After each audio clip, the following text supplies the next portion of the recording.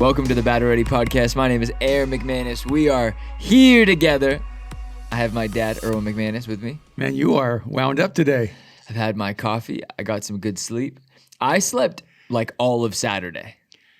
Not like all of Saturday, pretty much all of Saturday. Well, good for you. I'm so happy I to hear slept. it. I woke up. I drove to your house. I fell asleep. Hey, here we are on another episode of Battle Ready. Oh, well, it's good to be here. I'm excited, and today we're going to do something special. We haven't done this in a while. We haven't done this in a while. We've been kind of busy. Okay. Yeah, well, we have been, but But we love Battle Ready. This is really one of our highlights throughout the week. It is. Well, we do 2 episodes a week, so we kind of there's a lot. There's a lot going. There's a lot going on. Yeah. So we did this on my dad's Instagram. We posted a little selfie.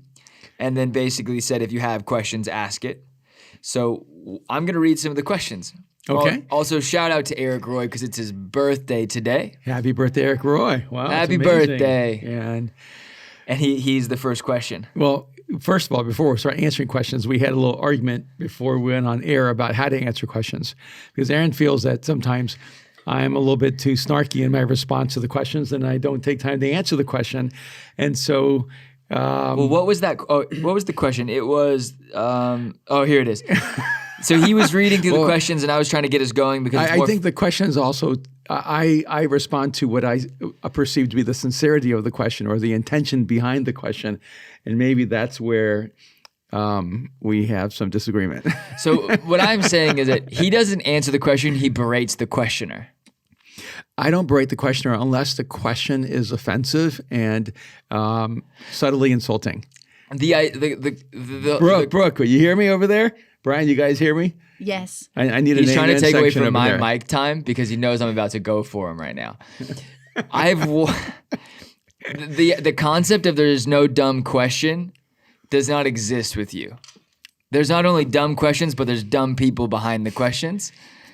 I'm going to remain quiet at this point. And when I was younger, I might have said there are no dumb questions, only dumb people. But so here was the question: response to conservative Christians regarding lack of theology in Mosaic sermons. And then read that again. This is the question, right, from Lawrence. I don't know who this person is. Response to conservative Christians regarding lack of theology in Mosaic sermons. Well, so let me break down the way my mind reads that question right away.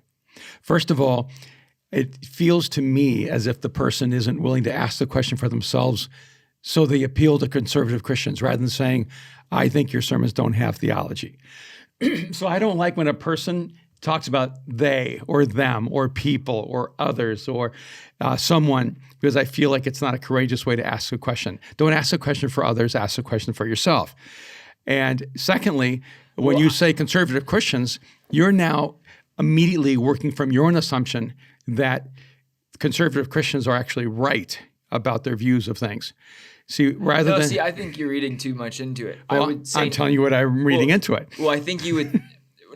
Because of a lifetime of this. Right, but one, this would normally come from like a younger white dude who goes to a school maybe that is Liberty, or like a smaller Christian school across the country. And we know this because we DM and we talk with people. So we love everyone. We equally love and not love everyone. You know what I mean? We like and dislike everyone. Whatever. Well, you can love people and completely disagree with their thinking. I think he's asking the question. I think this guy is asking the question from the perspective of he sees conservative Christians critique you consistently. So you feel like, yes, okay. Well, given he's like a young Chinese sneakerhead, Asian American, but obviously loves Jesus. So I think he's maybe he's aware of the topography. Right. Do you know what I'm saying? Yes. And then I think he's maybe asking like, what's your actual response? But maybe he is. Maybe he's a conservative in liberal clothing and he's just trying to ask for others. Who knows? So first of all, when someone says that my messages don't have theology, I would say you're clearly not listening to my message. You're listening to someone talk about my message, because you cannot listen to any of my messages and not think there's theology in them. Okay. Secondly, when a person disagrees, they don't think there's theology in it. I would say the conservative Christians oftentimes don't have theology in their messages. They just have they have dogma. Yeah. And so they're saying the same thing over and over and over again, and that's what we think theology is. This is going to be a fun episode. No, so I'm going, hey, just because He's so mad at me already. just because a person is wrong with arrogance doesn't make them right. Well, it's funny. And it's, wrong with arrogance doesn't make him right. Yes. I woke up this morning and I saw a pastor friend. It was both of our, well, you know him more than I do. And it was like a video of him walking along the ocean, and he was like speaking, and all he was doing was saying passionately like the end of a verse that would get Christians excited. And I was just like, oh, we're back to this. Not that that's wrong. It's great. It's biblical, but it's not saying, he's not actually saying anything. He's just, like there's no difference between like that and like, you know, rapping or singing a song. It's just like you're getting people hyped. You're getting Christians hyped, and then you're confusing people who don't know God. And then people are wondering why everyone's clapping or figuratively clapping or metaphorically clapping.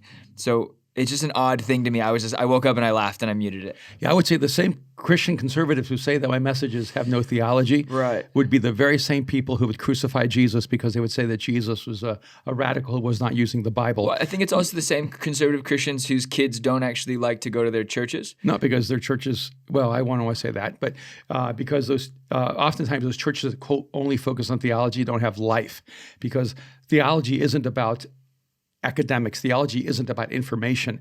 Biblical theology is about life change. It's about transformation. It's about relationship. It's about knowing Jesus. And so, you know, when you have a sermon on the Trinity, I'm not sure whose life you're trying to change when you're having that particular conversation. I'm not saying that isn't an important conversation to have on occasion, but that same person needs to know how to talk about how to walk in humility, how to treat people with kindness, how to live a life of compassion, which are also important theological perspectives. Well, it seems like there's a critical divide between two streams of Christianity or religion, where it's the highly theological, quote unquote, which really like the people who claim that they're highly theological, there's maybe a handful of them, because most of them don't have good theology. They just have the theology that was handed down to them. Yeah. They have that's doctrine. You've been brainwashed. Mm-hmm. But it's fine. Sometimes it's a good brainwashing. Sometimes it's a bad brainwashing. You know, like Brian is brainwashed because he loves the Rockies, even though not a great team. He loves them. We were brainwashed because we loved the Clippers, and that was a trash team. I'm not coming for you. I'm just using examples. You know what I mean? Like, I'm just saying you can fall in love with someone's voice and forget that maybe what they're saying isn't actually bringing anyone to Jesus. Yeah. It seems like there's a theological side and then an evangelistic side. Yeah, I just think it's irritating to me when I read things like, this is what conservative Christians are saying about you or your theology. And a part of the reason it's frustrating to me, and I think really disappointing to me, is I'm a person who actually believes in the authority of the scriptures. I'm a person who believes in the reality of Adam and Eve. I'm a person who believes that there was a burning bush. I'm a person who believes that there was a parting of the Red Sea. I'm a person who believes in the virgin birth. I'm a person who believes that Jesus is God in flesh and blood. I'm a person who believes Jesus was crucified, buried, and raised from the dead. Yeah, but if you don't say that every time, you're not a Christian. Right. So I'm going, okay, if I'm seen as a liberal, where is there any room for a person who follows Jesus to even think? I think the problem is not that I'm not orthodox enough. I think the problem is Christianity has become a stupid belief system where we don't think broadly, are not allowed to think in complex ways. And you cannot get any more biblically conservative than me, but I'm not going to toe the party line by saying the same thing over and over again so that people can accept me. Yeah. I think we're done with this one. Okay, so that's my response. Okay. It makes me angry because... No, we're done with it. We're done with it. Okay. You're over it. We're all right. Go on. How do you create a culture that values creativity and beauty? 30 seconds. Or 1 minute.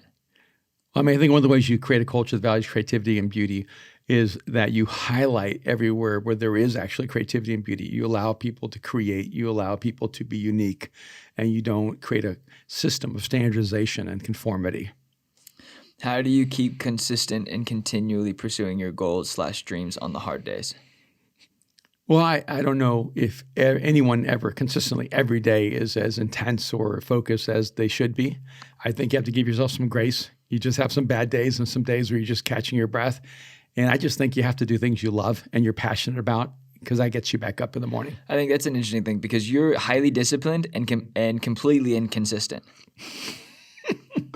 Well, I think it would be probably a fair description of your work style. Yes. Like you're always working, but not consistently on the same thing. Yeah. Right? Some days it's dramatically more emphasized on one project than another. Yeah, when I was younger, I thought I lacked discipline, but I realized later as life developed that I was extremely disciplined. What I lack is traditional structure. And so where other people are structured, I'm disciplined. And the difference is that my discipline allows me to keep moving things forward, but I don't always use the same structure. Is desiring wealth a selfish desire? No, I think being selfish is the best measure of selfish desires. So what would you say, how do you create a healthy support system or structural foundation to becoming wealthy? Like how do you put in place a culture of generosity inside of yourself before you become wealthy? Yeah, I think the challenge is if you desire wealth and that becomes your compass, it's going to be unhealthy. Because what you need to desire is to do something that matters. You need to desire to have meaning in your life. You need to desire to do something that makes the world better, and then allow that to create your wealth. So setting up a structure of healthy desires. Yes, around becoming successful. Wealth should be an outcome, not in the sense a core aspiration. Okay. Yeah. If you had to write another book, what would your message be? Well, I am writing another book, and I just finished it, and it'll be out September the 14th, so I'll let you wait until I can announce its release. There's silent fist pumps from the booth. And I'm so excited. He said, loved the episode with Lawrence. Can you do one similar with Joe Smith? What does a day in your life look like? I don't have a day in my life. That's the whole point of lack of structure. And it genuinely changes for you. There are no 2 days in my life that are the same, ever. But you've kind of built a world, and you've always been like this because you were around a lot when I was a kid. But you were one of the early adopters to working from your phone. Mm-hmm. Like the moment you had a phone that you could travel with. I had a BlackBerry. I traveled with a BlackBerry. And then you were at everything. Yeah. Like the moment you had the ability to be out of the office, you were out of the office. You just worked from your phone, from calls, from, you know what I mean? I genuinely remember you always kind of dipping in, dipping out, being around. I'd be like, how are you here right now? And you're like, oh, I'm just on my phone. And yeah, I had a BlackBerry and an iPhone for a lot of years. I had two. And yeah, because the BlackBerry was functionally a better phone for work. It's such a better phone. And so I was really sad when it disappeared. Yeah. For every practical purpose. What can you do as a leader to prepare for change? Well, I mean, I think one of the things you do to prepare for change is remain humble, because it's really pride and arrogance makes you rigid. Humility makes you teachable and adaptable. See, I would say that I would just don't fall in love with the present. Like always be grateful for the moment you're in. Yeah, it's good. And never get too comfortable. Because I think that, like, I was talking about this with someone, that you look at people who age. I asked, I was like, I'm 32 and they were younger. And I was like, do I feel old? And they're like, because they were talking about how someone in their family married someone way older and it was someone who was my age. And I was like, but they were also from a major city, but then they were friends with like their uncles.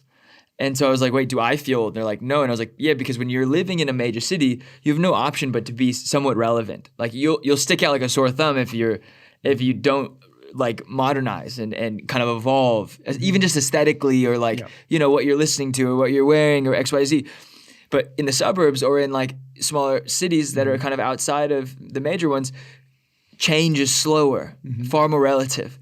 So you don't have to change clothes or have to change cars or have to change. That's true. I mean, a lot of people are 25 who feel so old. So old. And I run into people and I'm like, this guy's only 25, but he like, you know, and it's not a bad thing. So if you come from a small town, I think it's one of those things, just being more, the internet has changed that because you can, if you want to tap into broader culture, you can. But a lot of times, not even a small town, it's like, I go to Orange County and 20-year-olds feel much older than 40-year-olds in LA.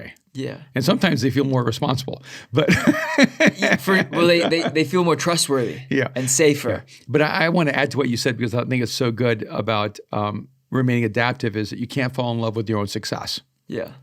And if you fall in love with your success, you won't be willing to change and adapt for the new and for the next crisis. And I've been thinking a lot about this because I've been staying in a house with like an insane view of the city. A view you could never A view I never thought I would ever have. A view you cannot afford. A view I cannot afford. It is by the grace of God and the blessing of a friend giving me all opportunity. But then I'm looking at a house to maybe buy or invest in, and it's a beater, and it's right around the corner from the great house I live in. It's a dump. It's a dump. It's crazy. It's bad. And then you can't even afford that. I can't even afford that. But I'm like, I could flip that with friends and make it worth something. Right. And so I'm sitting in this view going like, don't get too comfortable. Like, don't find your only joy from the fact that you get to have this view. Just enjoy it and remember it and move on. And it's funny, yesterday I was talking to your mom, and I told her, the world has changed and you're having a hard time dealing with that reality. And she said, you're right.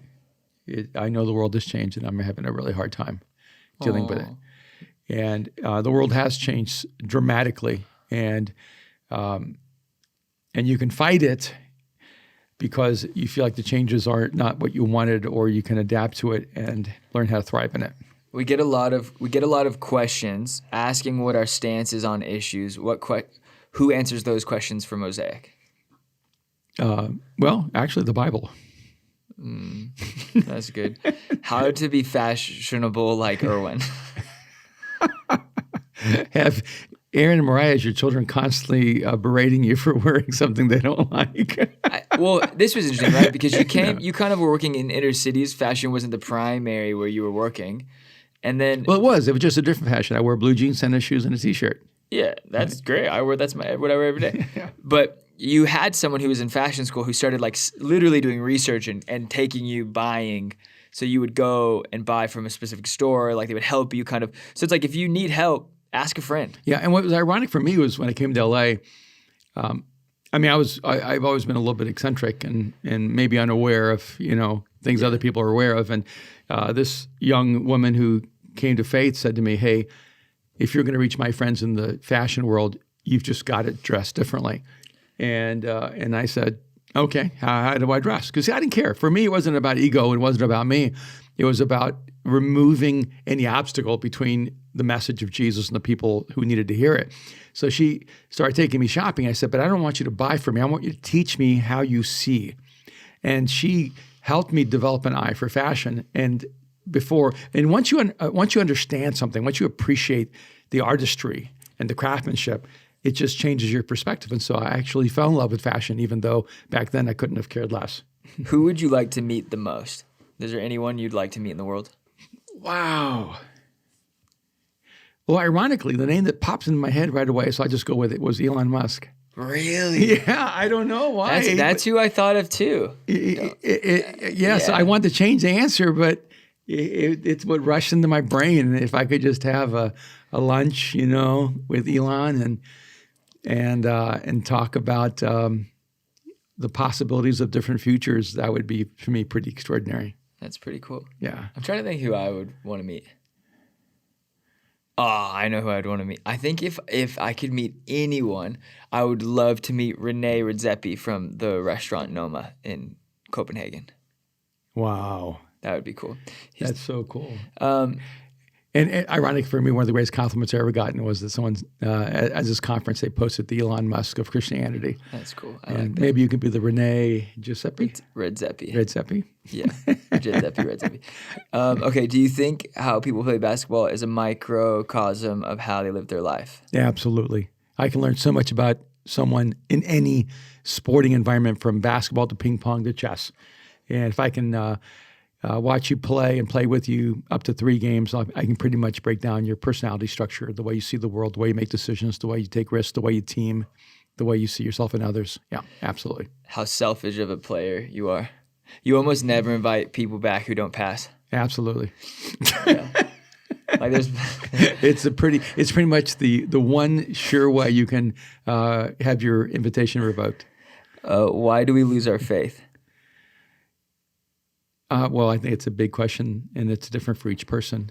But usually it's experiencing a level of pain that we're not capable of absorbing. Would Mosaic consider producing a movie or TV show? Well, Mosaic probably not, because Mosaic is a church, and but maybe different people from Mosaic. Yes. Yeah.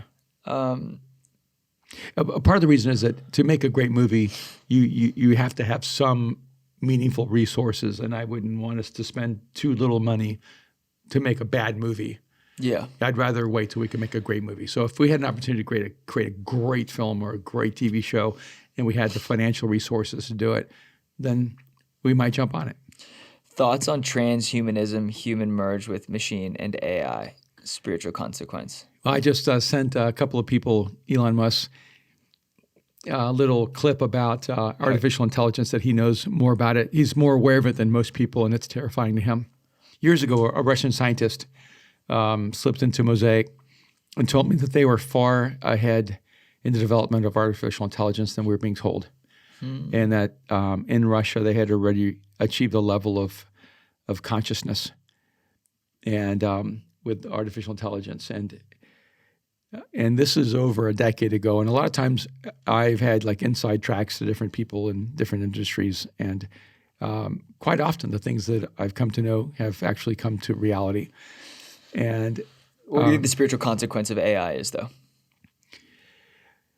Well, I mean, the great fear is that we would create consciousness without a soul. And I'm going, consciousness without a soul is probably less dangerous than consciousness with a dark soul, and we already have that with humanity. So I'm not going to be as afraid of artificial intelligence as I am of human intelligence. Well, that's spooky. What's your next creative pursuit? My what? Next creative pursuit. Well, I'm always pursuing multiple things at one time. I'm in the art stage of my first graphic novel, so hopefully that will come out in the next year. I'm also in works for a TV show, and we're in one of the later stages of the pre-development, so we'll see how that goes. I forgot about that. Yeah, it's been like a 2-year thing in the making. You're also working on a graphic novel. Yeah. That's where you worked on 6 episodes of a graphic novel. 6 different, yeah. What are they? 6 episodes different episodes or graphic, it's like a big book, but it's 6 episodes or volumes of it. Yeah. There's a question I want to answer. What are some suggestions when you're outgrowing a church, but you want to keep pursuing Jesus? I don't know where Christians got it, but there's a really arrogant posture that we take when we talk about outgrowing a church or we've, it's an odd thing. I don't think this person means it badly, but maybe you haven't outgrown it. Maybe you just aren't growing in it. Or maybe you just don't like it, and that's okay, right? Yeah. But I think it's pretty hard to outgrow a church because that means you would have had to singularly grown beyond 5 people, 50 people, 500 people, 5,000 people, and there's no way you could have done that. So one thing it tells me is you probably aren't letting people into your life, right? Yeah. Because when you let people into your life, you grow, and you don't have to be like, if there are people who can go to some churches that are some of the most boring churches in the world for 50 years, I think like the young generation that goes like, I outgrew this church. I'm like, no, I don't know if you outgrew it. I think you just haven't found what you're looking for, something that makes you feel the way you want to feel. And that's a bit of an issue, I think, where you go like, are you looking just for the feeling? Or are you actually searching for a place where you find community and build into each other and actually have an accountability structure, or even just like a sharpening structure where you're growing. Yeah. Don't hide behind outgrowing a church. I don't think you did. Yeah, because I've never outgrown, the church. You always find a way to serve. You always find a way to give. And maybe the question isn't what's the church doing for me, but the real question maybe is what exactly are you doing for the church to serve others? If you're outgrowing it so much, lift it up, build it more. Yeah, you can do so much. I know. But if you don't like it, you don't need to go. Yeah, I think that's the thing. Is that sometimes we just need a spiritual excuse or a reason to just say, hey, this isn't meeting me where I am right now. Yeah. In fact, the other day, Kim asked me, hey, do you want to get this meal? And I told her, I said, hey, I used to love that meal. I just ate it so much that I don't have a taste for it anymore. And sometimes I think we change, we grow, and we just have to find a different expression of our faith. How do you keep going when the critical comments really hurt? Well, if you are a caring person, the critical comments are going to hurt. And so I think some of it is you just need to not be doing it for the acceptance or rejection of people. And at the same time, you just can't let people that you don't know and that don't know you become the principal voice in your life. You have to have people in your life that you care about and that care about you, and let them speak into your life. And then you have to have conviction. You have to believe that what you're doing matters, and you need to be doing it regardless of whether other people like you or agree with you or not, but because it matters to you. And and so sometimes you use it as fuel too. Yeah. You just use it as fuel to get better. How do you really know if it's God speaking to you? That's a really hard question, and one of the things I would say is you can know it's not God's voice if it goes against the character of God. And, and so that's how I know when Moses killed the Egyptian soldier, that was not God's will for his life. And God's will never goes against God's character. And so that's one thing. Two is I asked basically. Yeah, but God helped him create a better outcome. Yes. Yeah, even still, God still created a better outcome out of that. Here's some of the ways you can know it's God's voice. If the voice calls you to be better, to do better, if it elevates you in the world, if it pulls you toward truth, to the good and the true and the beautiful, you can have a clear sense that it's God. Have you ever heard God's audible voice? Not out loud outside of my head.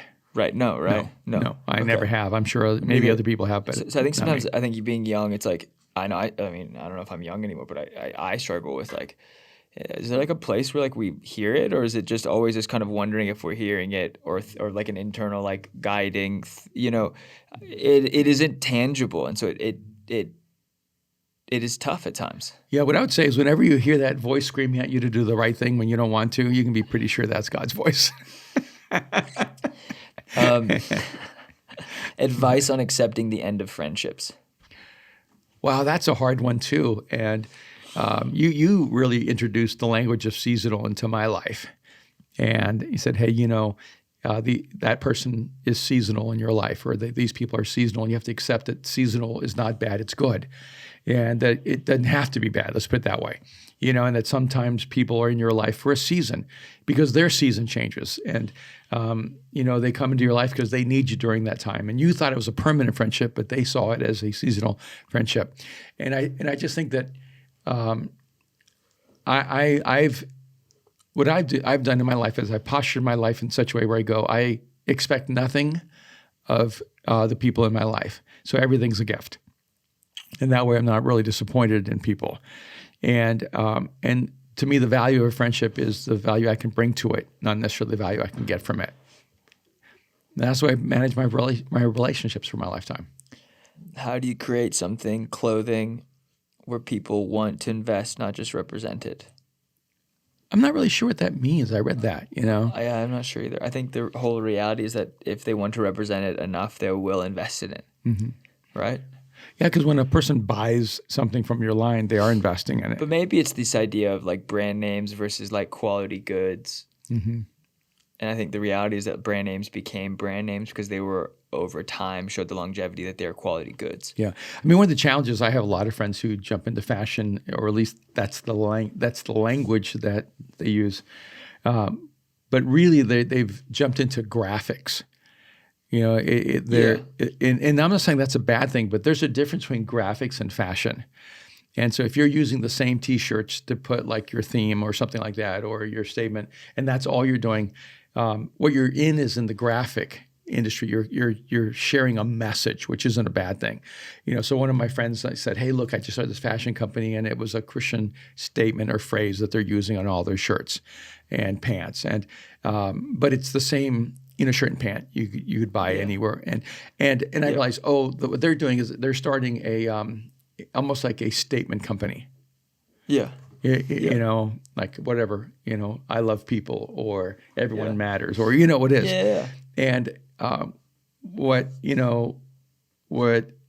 we've been doing is not that. It's not that that's not interesting or important, but we're working in the process of design and fabrics and patterns and perspective, and it's a very, very different space.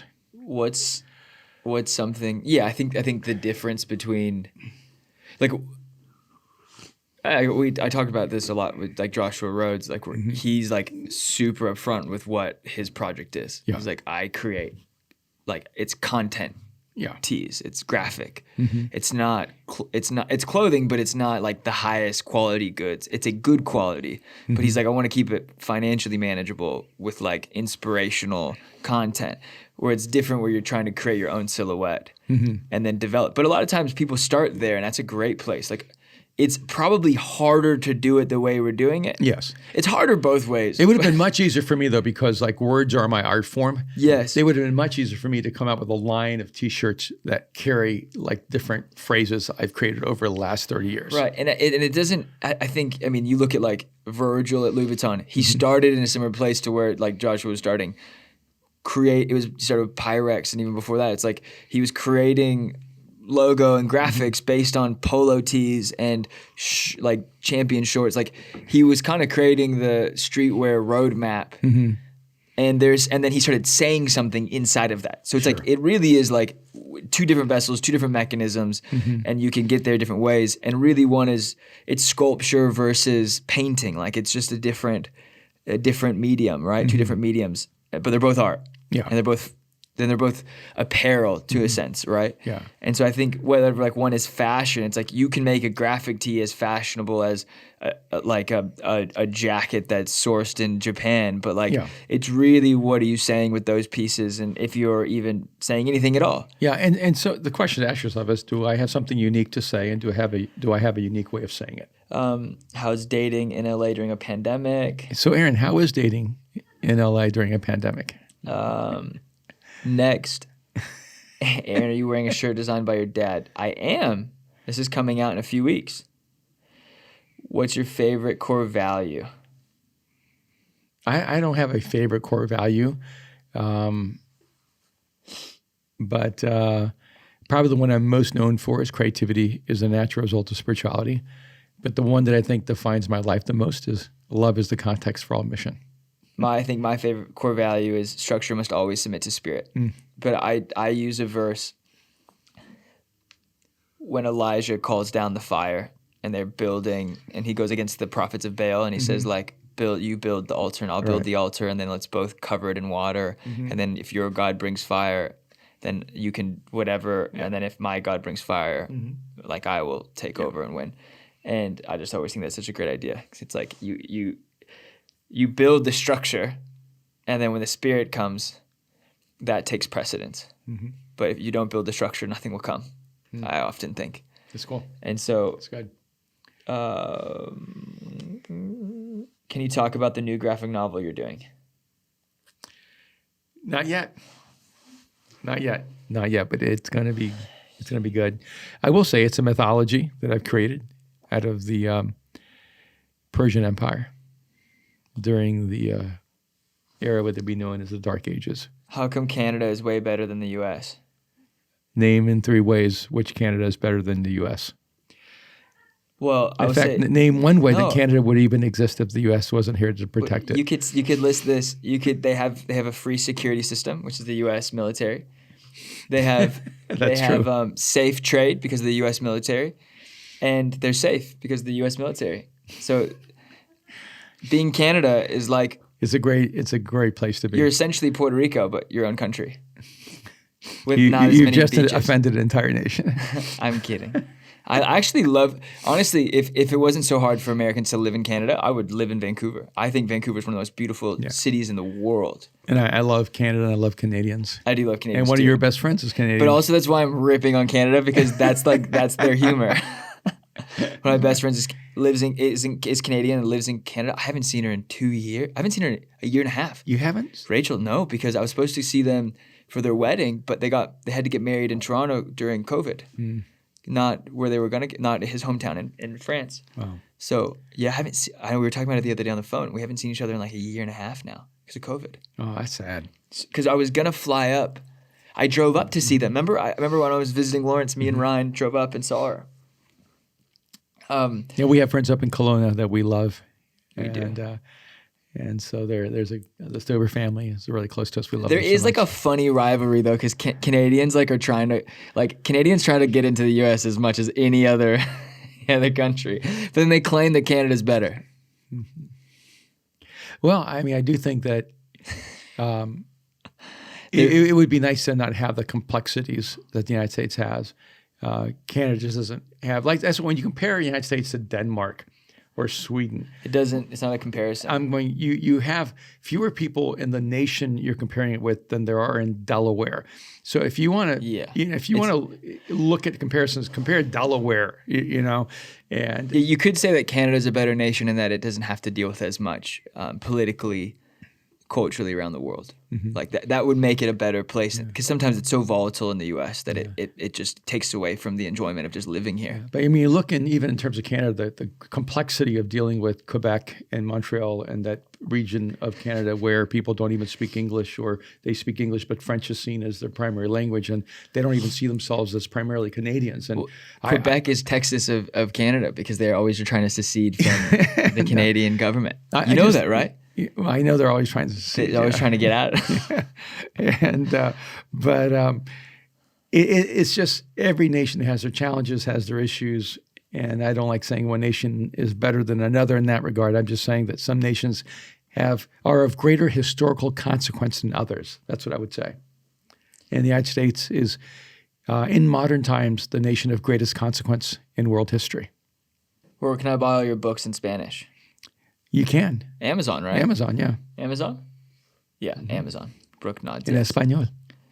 How to pursue greatness while being a good husband and having a 9-month-old? Well, be a great husband and be a great dad to your 9-month-old. That's the first place you should pursue greatness, and let everything else come from that epicenter. I do ask myself and my close friends, do you want to be the CEO or do you want to be a mid-level manager? And it's not bad. Neither one is bad. Right. Most of the world is built on being a mid-level, and only a few are the top. And if you choose the top, you're going to see your 9-month-old less.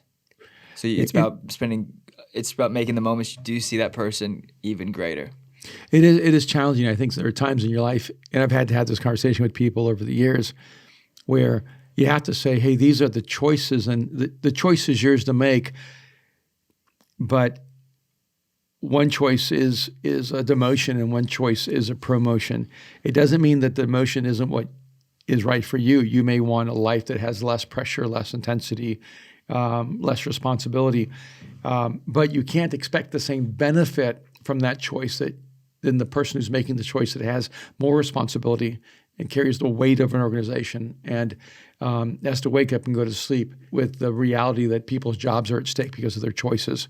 Because even this morning I was thinking about how, when you're living a more like minimalistic life, and let's say you're working at Go Get 'em, and you're saying, okay, I just want to, I want to be a barista and I want to enjoy my life and I don't want to carry that. You have to realize there's someone who's the owner of that coffee shop, and they carry the weight of those bills and that economic challenge and of paying all those bills. So for you to have less pressure, someone actually has to be willing to take more pressure. For you to have less responsibility, someone has to be willing to take on more responsibility. And otherwise you wouldn't have those other options in life. That is a great one. I also think you can be a great husband and a great dad, but also go to work and be successful.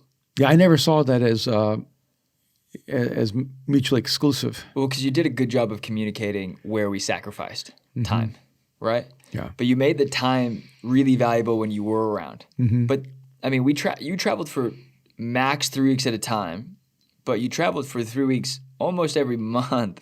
You were pretty much on a plane Monday through Thursday, if you weren't gone on the weekends, for probably 52 weeks a year for 15 years growing up. Maybe not that many weeks, because I didn't travel in December.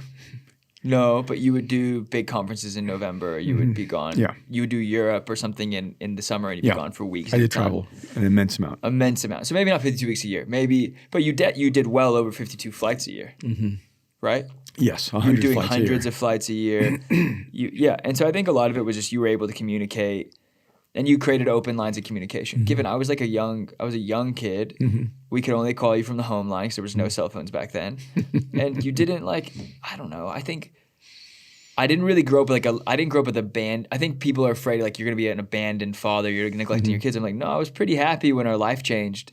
And, you bought a house and things were more, we were able to afford more, just even to live with more ease. I saw it, and I also realized what it took. You worked your face off for 25 years. Yeah. You know what I mean? You didn't take a vacation for the first 20 of them. Yeah. So like I understood what it took, but I also think there's the reality that it doesn't look the same. I also think like if you are the boss, create environments where families are welcome. Mm-hmm. You know what I mean? Because you also created an environment where you brought kids around. Yeah, it took you brought me to the over office. 30, 40 countries around the world. You were never mad when kids were around. You loved it because you brought that.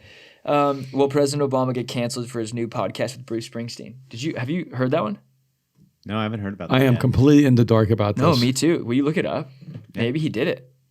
Wait a minute. Bruce Springsteen, the boss who got canceled for the Jeep commercial. Yeah, I think they're kind of talking about in reference to our last podcast, and maybe Obama did one. It's called Renegades, Born in the USA. Was it pre-recorded before the commercial? I believe so. Yeah, they started in Springsteen's home studio last year. Okay, your favorite clothing brands? What's like name one that you like right now? I haven't been paying attention right now, to be honest with you. You know, and I probably couldn't even pronounce them right. You know? I like I probably get all the pronunciation wrong. I like Jacques Mez a lot, but I don't know anything about them. But I'm like aesthetically, I like looking at their stuff online. That's really cool. Another one of our favorites. I mean, I wear sweatpants from Walmart, so like I'm not like the epitome of fashion, but like all my sweatpants are $5 from Walmart, if $5. Mm-hmm. And since no one's paying me to advertise them, I'll just yeah, true. Just be silent. No, I don't think Obama will be canceled. I don't think Bruce Springsteen's canceled.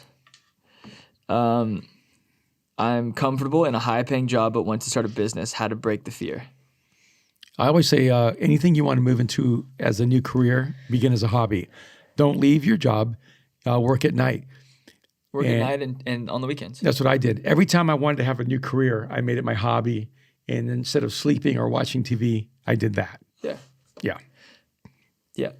And also, like, you know, I say this, but then I'm also aware that all the young guys that work for us will probably do this.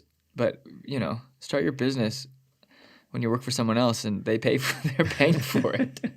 You know, like if you do it in your own time, if you have the freedom and you know, and then you have the backing. Advice for church planners in unreached cities. Well, I guess my first advice is you can't grow something without relationships. And that's one of the things that's really understated. And I would go into that city and find a job that allows you to connect to a lot of people. That's why I like working at a coffee shop is a great thing to do, or working someplace where you get to be in the traffic pattern of the people you want to reach. That's the best place to begin. The questions are getting better the longer we're doing this, wow. Which is kind of cool. They're just getting more interesting. The $20 million, so this is paraphrased because I think they're trying to fit inside the box and have us read it. $20 million fundraiser, the hope, work, disappointment, and then the pandemic, your process. We talked a bit about this early on. Yeah. But when you're always like really optimistic and you're really able to see the positives and the negatives, like where some, I think publicly were like, you know, we tried to raise 20 million and we didn't. Mm-hmm. Yeah, but if we had bought this building, we would be having to pay mortgage on a $20 million building. Yep. And it just frankly isn't worth that anymore. No, you know, it's funny. I have an odd personality where disappointment lasts for like 3 minutes for me. And, it was more disappointing before COVID, and then once the pandemic happened, it was like a gift from God. Oh, absolutely. Yeah. Yeah. And I think some of it is that I generally don't confuse myself with God. Like I knew I couldn't raise $20 million. Right. You know, but I wanted to create an opportunity that if that's something God wanted to make happen, that we created that space. And was I disappointed it didn't happen? Yes, I was. But I was disappointed more for why it didn't happen. I would have development experts come to me and tell me, your church isn't really going to get a lot of money from Christianity, and because people don't know what to do with Mosaic, and then of course people without Jesus aren't going to give money to Mosaic because it's a church. So you're in this no zone where no large money is ever going to come to your place, and that's frustrating for me, you know, because we've given our life to build this.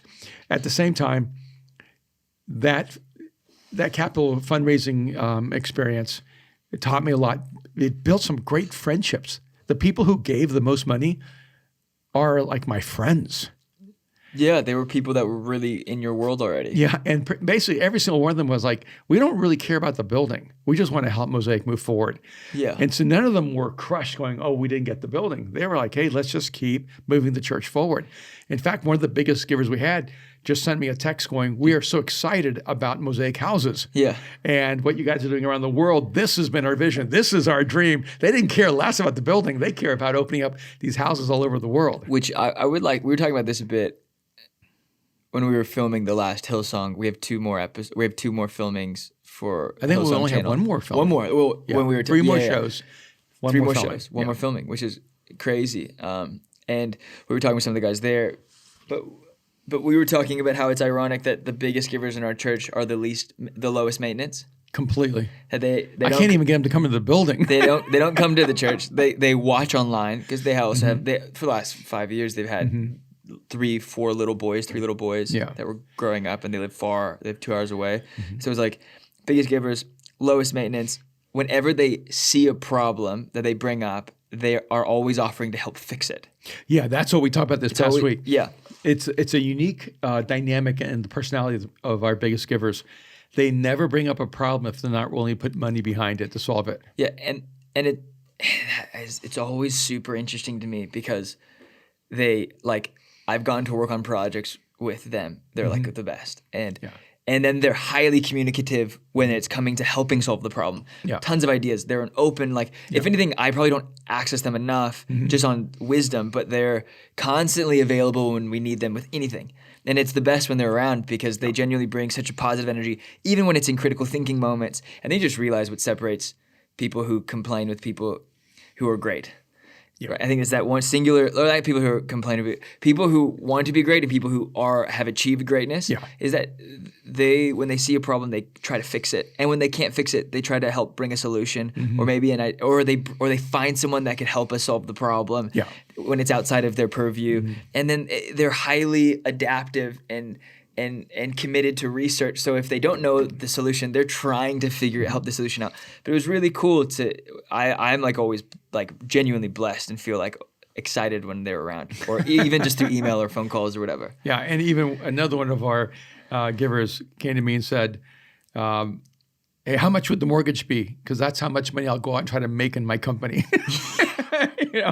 And they're trying to figure out how to create more wealth just to solve problems at the church. It's such a beautiful thing. And so I think if anything for young people, it's if you're highly critical of church, are you someone who's putting the burdens of church on your back? Yeah. So there's a lot of questions I skipped over that were what do you do with past trauma in church? What do you do when the church abandoned you and destroyed you? And I'm I don't have a victim mentality, so I would say fight the victim mentality of when I am not friends with someone anymore, I don't go and bad talk them and try to destroy their life. When I don't ever see the church has done the being in church. I've experienced a lot of damage and trauma and things growing up, but it's also why I'm highly committed to creating a different environment inside of church. You cannot control the entirety of church. The entirety of church did not destroy you. There might have been a few people that have caused pain, but it doesn't. I don't think. I live my life, but it doesn't mean I stop breathing because there's been moments of pain and destruction and hurt. Yeah. I've experienced damage in love in relationships. It doesn't mean I abandoned dating or trying to seek relationships. I think the reality is that you have to try to fight the generalization. If you've been hurt somewhere, or if you don't, I think oftentimes we try to find really drastic reasons for why they're not theological. I was hurt. I had a bad instance. I did this. It doesn't what you don't like doesn't mean it's not likable to other people. Right? Yeah. And I think we have this thing of if I don't like it, it must be destroyed. If I don't like it, everyone must hate it. If I was wronged, everyone must have been wronged. And I think we've got to change that in our culture. Yeah. One of the things that just struck me is when a person has been hurt by a person that they came in contact in the church, they end up hating the church. But people don't treat the film industry the same way. I mean, when there's abuse in the film industry or abuse in the television industry or abuse in Hollywood. Yeah, they do. That was where it all started. No, but I'm saying is that all the people who go to movies, they still go to the movies. Yeah, it's true. You know, they still watch Netflix. They kind of ignore the world behind the world that entertains them. Yeah. And I just thought this is like so interesting. And because ironically, just because when you go to the Louvre and you see a Picasso, you don't say you don't go, I'm not going to look at the Picasso because of the life Picasso lived. Or Van Gogh. Wherever it may be. You appreciate that great work of art. And I think there's an irony in that horrible things happen in the world, not just in the church. Horrible things happen in human history. And some of those people happen to have been evil people or destructive people in the church. Right. But it doesn't mean that the message of Jesus or even the movement of Jesus is defined by those really tragic, horrible situations. And we have to learn how to distinguish what has happened to us with the good that's out there as well. But how we process the past will ultimately determine how we are able to proceed in the future. Yes. And I think we're in a generation that is highly processing the past to blame it for why there's a lack of ambition and apathy and opportunity in situations now. I think that's a really dangerous place. And I think it's tough, right? Yeah. And I think you look at cultures, you look at the Jewish culture, you look at the Black culture, you look at Mexican culture, you look at Chinese culture, you look at any culture that has overcome great tumultuous situations, and they don't focus. They honor the past, they respect the past, but they don't focus on the past to a point where it is detrimental to their future. I think, you know what I mean? Yeah. And I think you look at it now, and you're like, I think it can become a privileged thing where we go, this person hurt me, and so I you know what I mean? And I even have moments of I have moments like that, you know? Well, we don't realize sometimes that bitterness can actually be the root for prejudice. Yes. Because the word prejudice comes from the word to prejudge someone. So if you had a bad experience with, let's say, an illegal immigrant, an undocumented immigrant, right, then you become prejudiced and you hate all undocumented people. If you have a bad experience with a Latino, then you hate all Latinos. Or if you have a bad experience, with a Republican, or you have a bad experience with a person in church.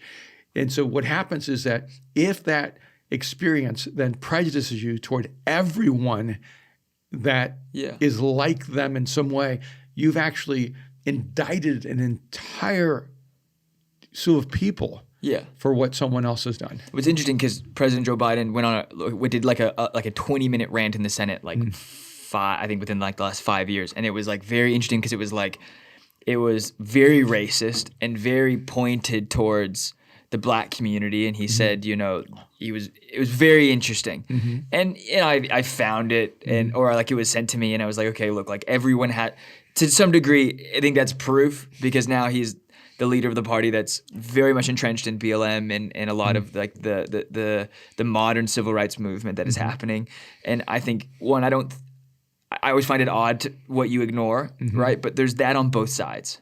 There's there's so much, if not more, horrific stuff on the right and the left, and the more you search, the more you will find. And I think the reality is you have to start at some point, look at people and go, I don't think Joe Biden was a bad guy, but if he was on the right, that would have been video footage used, and it's on C-SPAN, you can Google it, to destroy his reputation in order to run for the president, right? So it's everything is in context and everything is favorable if you need it to be.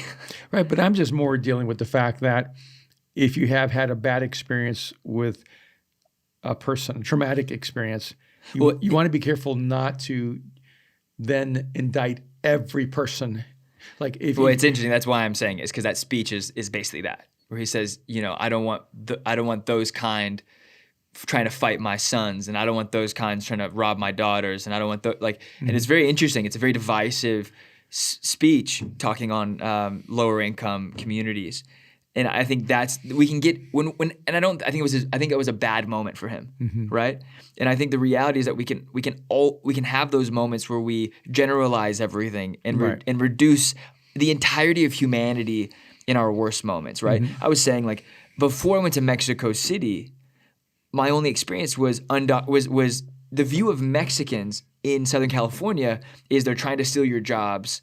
They're trying to, like, when you grow up in the suburbs, it's that reality. But I'm like, when I grew up, it was like, no, we had Salvadorians that were our gardeners, and they were like entrepreneurs. We watched him go from like a beat truck to then, and you invested in his company. Yes, I did. To like brand new Ford F-150s, to him hiring like literally 30, 40 people, taking over the entire community. Right. So, like, it was a really cool thing to watch over 10 years. Yeah. Maybe if I could just interrupt it for a moment, like, someone might look at that guy who's Salvadoran and he was here undocumented, and they see him as a problem in society. Yeah. I remember I walked outside one day and he was in tears and he was crying. And I said, "What's going on?" And he said, "I was robbed last week. I lost my lawnmowers, my edger.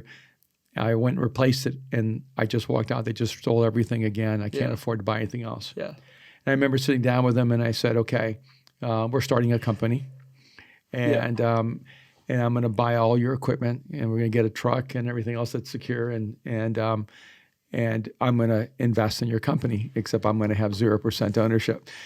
That's not the structure you should do, but you bless somebody. But I walked him through how to start a company where he was not the only employee.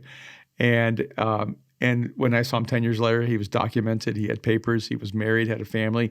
He now only watched all of his employees. He would come by, check in on everybody. He had multiple houses. And when I moved into a nicer house, he said, "I can't do your house. It's the lawn is a little too far, a little too bigger than, although my other lawn was bigger, it was all psychological." I went into a much smaller lawn. And it was only 5 minutes away from the other house. Yeah. And I said, "No, you're going to hire employees. This is how you can do it." And it's all a perspective, maybe because I am an immigrant and I am from El Salvador. I could look at this person and I could see entrepreneurial potential. And rather than to have a prejudged mentality of who this person was and what, they were capable of. And I would just say this in terms of in everything in life. I would go, because there are bad actors, it doesn't mean all actors are bad. Because there are bad Republicans doesn't mean all Republicans are bad. Because there are bad Democrats doesn't mean all Democrats are bad. Because you've been hurt by a man doesn't mean all men are bad. Because you were maybe robbed one day by an ethnic minority doesn't mean ethnic minorities are criminals. Right. You have to be careful. I think Bernie Madoff made that very clear. Don't let a singular but see, other people would use that as saying, "You see, all Jewish people are criminals. You can't trust them with your money." But I wasn't saying that because he's Jewish. No, I know, but I was saying he was a white But man. I've heard people say things like that because the moment one person does something, it implicates all the people related to them. And I'm saying this is a problem with our nation. And now I want to finish my story quick because I was saying, like, growing up, you only saw the Mexican culture in a specific way. And I was raised in a Mexican culture in the East LA. Yeah. So only way I knew Mexicans were, like, it was low income. It was a lot of gang related, a lot of gardeners, a lot of like small business, but it was like in this one space, and I was scared of never getting out. And so then you took me to El Salvador, and it was like, no, this is where you come from.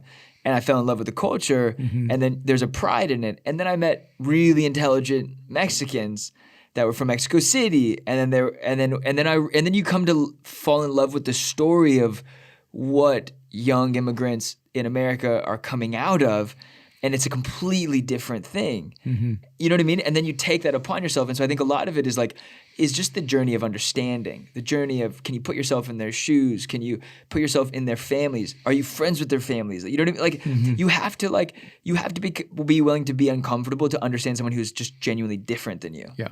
Yeah. And that's one of the reasons I thought it was so important for you to go back to my country, to be in the house I grew up in, to sleep in the terrible bed you that grew I up slept in the jungle, man. And to see the neighborhood I grew up, I was in as a little boy, because it's hard sometimes to realize this is where you came from. This is the roots. This is our story. and it's your story too. But it went both ways, right? Because Yeah. whenever I was in El Salvador and I'd be like, I'm El Salvadoreño, they would laugh at me. Yeah. So it was hard to identify with a culture that didn't identify with me Yeah, back. they're just, hey, who are you, white boy? I know. They'd be like, no. Yeah. And then they would say, like, you're lying. And I'd be like, no, I am my dad. And they look at you and be like, no. Yep. But I think the reality is that, like, Yeah, I'm way too tall. is you have to try. You are way too tall. You have to try to understand the people who are different than you. Yeah, and I think that's ended up focusing here, even though the questions have been really great. Yeah. But We're going to wrap up this one. yeah, I just think it's really important for us to treat people as individuals and to see people uniquely for who they are. Yeah. And because I had one of the questions on there that I didn't answer, but it said, "Who's your favorite female theologian?" And my thought was, I don't know have. if you want to bring that one up. I don't have a favorite female theologian. I can't even name a female theologian. But here's the good news. Yeah. I can't name a male theologian. I don't have a favorite male theologian. I don't think like that. I think the problem in our culture right now is that who's your favorite female this? Who's your favorite male this? Who's your favorite black this? Who's your favorite Latino this? Yeah. And it's so bizarre to me because I'd rather talk about who are the most fascinating minds in the world. Yeah, that's more important to me. Like, who are the artists that are inspiring you? Who are the writers that are shaking your thinking? But we've become so microscopic in identity language And that only we're losing who we are. Yes, and my President Joe Biden reference was a senator at the time, is only saying to prove the point of we become microscopic when we want it. Mm-hmm. Right? We want to either elevate someone or destroy someone. Yeah. And so I'm like, okay, like I don't see Biden differently from that moment. If anything, I'm more just like there are red flags with everyone. So it's like, are we going to like let the next 4 years and figuring out what he's going to produce and what he's going to do and the problems he's going to solve define his future, or are we going to are we going to spend the next 4 years trying to destroy him based on the last 40? Yeah. And if you look at the last 40, if you accumulate all of the bad days in someone's life, and I think this goes for everything, it's like we get judged on our worst days, right? We were talking about this with Cam Newton, and this ties us into the final conversation. And I think we should say this for the next episode, but like we get judged on our worst days because he had a kid calling him out for losing the Super Bowl. But he's one of the most elite quarterbacks in And he won the history. MVP. Why isn't he celebrating him for that? Yeah, and this punk kid is a high school student. He's achieved nothing. And who feels he feels he has the posture and the platform to berate one of the greatest quarterbacks. And I think it's one of the greatest examples of a kid with a camera and a big mouth, and how we can be the kid, and we can also be the camera guy, and we can also be the other guy. Can we talk about it in the next episode? Yeah, but can we talk about it in the next episode? Yes. Okay. Yeah. No, I think that's interesting. Have you ever known someone you didn't like, and then you didn't like that name anymore? Yes. Let's talk about it in the next episode. Okay. We're going to wrap this one up. Thank you for listening to the Battle Ready podcast. This is an A and a B conversation. We have to say hi to my sister who's in the other room. Oh. She leaves tomorrow to go on a writing trip, finishing the MSc I'm so excited album. MSc is working on the next album. I am too. Hey, this has been a fun conversation. Thank you guys for all your questions. Keep sending them in. Yes, and there's a ton of questions that have happened. Then we'll pick up from here. Yep. All right. See you guys later.